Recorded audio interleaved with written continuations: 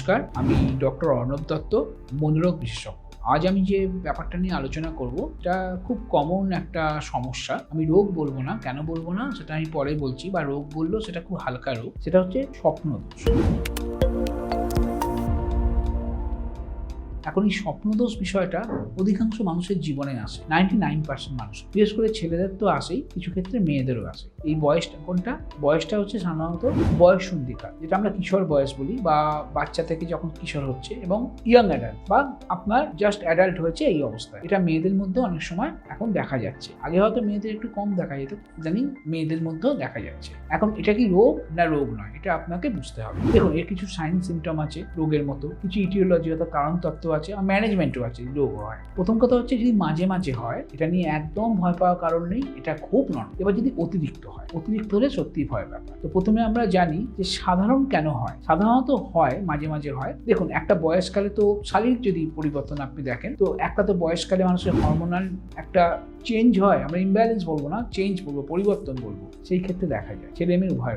আরও কি হয়, এই সময় প্রথম মানুষের মধ্যে যৌন চিন্তা আসে, যেটা আগে অনেকটাই অন্ধকার জায়গায় ছিল, সেখান থেকে অন্ধকার আর আলো এই দুটোর মাঝখানে এসে জানা, যেটাকে আলো আঁধারি বলি আমরা ভালো বাংলা ভাষায়। তো এই অবস্থাতেও কিন্তু তাদের মধ্যে এই চিন্তাগুলো আসে, কারণ তাদের কাছে অনেক প্রশ্ন থাকে, উত্তর থাকে না। সেখান থেকেও কিন্তু এই বিষয়টা আসতে পারে, ছেলে মেয়ে উভয়ের ক্ষেত্রে। মেয়েদের এই সময় পিরিয়ড চালু হয়। পিরিয়ড চালু হলে একটা সুবিধা হচ্ছে কি, স্বপ্নদোষের ব্যাপারটা কিন্তু কিছুটা কমে, মানে অনেকটাই প্রায় কমে যায়। কিন্তু ছেলেদের যেহেতু পিরিয়ড বলে কোনো বিষয় নেই, তাই তাদের মধ্যে এই ব্যাপারটা দেখা যায়। আর শারীরিক কি কি লক্ষণ থেকে আপনি নিজে বুঝবেন, বা বাচ্চারা কি করে নিজেরা বুঝবে তাদের সমস্যা হচ্ছে, সেটা হচ্ছে কি, তারা ঘুমের মধ্যে এই স্বপ্ন দেখবে। অনেকের মনে থাকে না, একদম মনে থাকে না, কিন্তু স্বপ্ন দেখে। উপর থেকে কি করে বুঝবে? সকালবেলা দেখবে তাদের প্যান্ট ভিজে গেছে, যৌনাঙ্গ থেকে তাদের রসক্ষরণ হয়েছে, ঠিক আছে, এই ব্যাপারগুলো তৈরি হয়েছে, শরীরটা একটু অস্বস্তি লাগছে, একটু অপরাধ বোধ লাগছে, তখন থেকে তারা বুঝতে পারবে এটা হয়েছে স্বপ্নদোষ। আর মানসিকভাবে কি, যখন তার মধ্যে একটা অপরাধ বোধ কাজ করে, যেটা আমি বললাম, অপরাধ বোধ, একটা কৌতূহল, সবকিছু মিলেমিশে একটা জগা খিচুড়ি জায়গা তৈরি হয়, এটা মানসিক। এবার যদি এটা বেশি হয়, বেশি হওয়ার কিছু কারণ আছে। বেশি হওয়ার কারণটা হচ্ছে,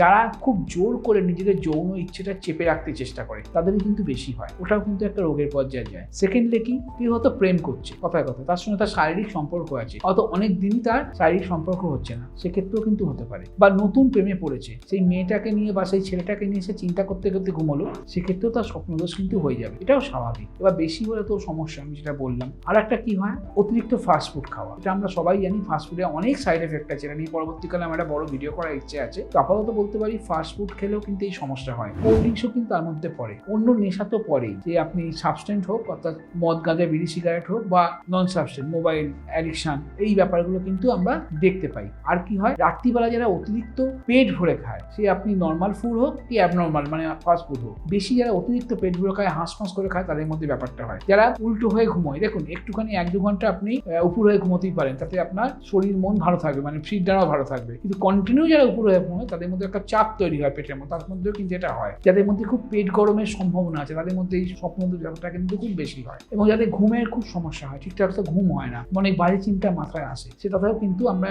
স্বপ্নদোষ অতিরিক্ত দেখতে পাই। এখান থেকে ধরে কারণটা তো আমি বললাম, এবার এখান থেকে বেরোবেন কি করে? দেখুন, যদি মনে করুন সপ্তাহে একবার হচ্ছে কি মাসে 2বার হচ্ছে, নর্মাল, কোনো চিন্তা নেই। সেই সময় আপনারা ওটা নিয়ে একদমই ভাববেন না, ওটা নিয়ে আপনি নর্মালি থাকুন। এবার যদি বেশি হয়, এক সপ্তাহ মনে করুন 2-3বার হচ্ছে, মাসে 10-15 বার হয়ে যাচ্ছে, সেক্ষেত্রে আপনার একজন কাউন্সিলর, থেরাপিস্ট বা সাইকিয়াট্রিস্ট সাহায্য নেওয়া দরকার। আপনার আসল কারণটা জানতে হবে। শরীর হতে পারে মন, তবে সাধারণত আমরা মনের উপরেই কারণের জন্য এটা হয়। শরীর তো একটা পার্ট, শরীর ছাড়া তো কিছুই হয় না, কিন্তু মনও একটা পার্ট। এই ক্ষেত্রে একটা ভালো থেরাপিস্ট বা ভালো কাউন্সিলর বা সাইকিয়াট্রিস্টের সঙ্গে কথা বললে আপনারা কিন্তু অনেক অজানা তথ্য জানতে পারবেন, যেটা হয়তো আমি এখন ভিডিওতে বলতে পারছি না, বা স্কিপ করে যাচ্ছি, বা মাথায় হয়তো নেই, কারণ এইটুকু ভিডিওর মধ্যে সেটা বলা সম্ভব নয়। জানতে পারবেন, তাতে আপনাদের মনের মধ্যে একটা দৃঢ়তা আসবে, সমস্যা কমবে। এছাড়া আমি যেহেতু হোমিওপ্যাথি করি, হোমিওপ্যাথিতে অনেক ভালো ভালো মেডিসিন আছে অতিরিক্ত স্বপ্নদোষকে আটকানো। আমি কিন্তু অতিরিক্ত বলছি, নর্মাল প্রসেসটা বলছি না, অতিরিক্ত স্বপ্নদোষকে আটকানো। তো সেরকম ভাবে আপনার যা সমস্যা, সেটা ডাক্তারবাবুর সঙ্গে আলোচনা করে আপনি ওষুধ খেলেও কিন্তু এই ব্যাপার থেকে মুক্তি পাবেন। আর থেরাপি যদি বলেন, সেক্ষেত্রে আমি বলবো আপনারা নিয়মিত ব্যায়াম করুন, নিয়মিত ভালো গান শুনুন, বা একটু খেলাধুলা করুন, একটু হাঁটতে যান, একটু স্ট্রেসটা কম নিন, ভালো খাবার দাবার খান, ঠিকমতো জল পান করুন, ঠিকমতো ঘুমুন, তাহলে কিন্তু এই ব্যাপারটা থেকে অনেকটা মুক্তি লাভ করা যায়।